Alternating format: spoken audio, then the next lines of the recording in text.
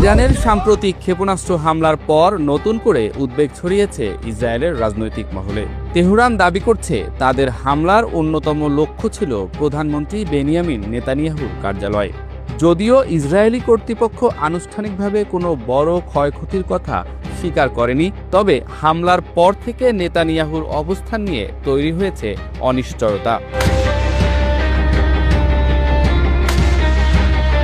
হামলার পর থেকে এখন পর্যন্ত জনসমক্ষে দেখা যায়নি ইসরায়েলের এই শীর্ষ নেতাকে।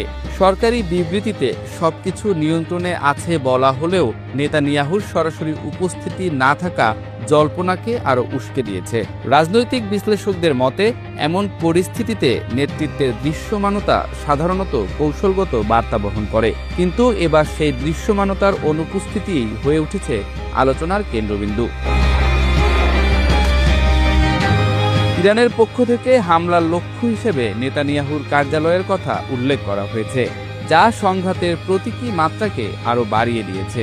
এতে বোঝা যাচ্ছে সংঘর্ষ এখন শুধু সামরিক ঘাঁটি বা অবকাঠামোতে সীমাবদ্ধ নেই, বরং সরাসরি নেতৃত্বকেও বার্তার অংশ হিসেবে টার্গেট করা হচ্ছে।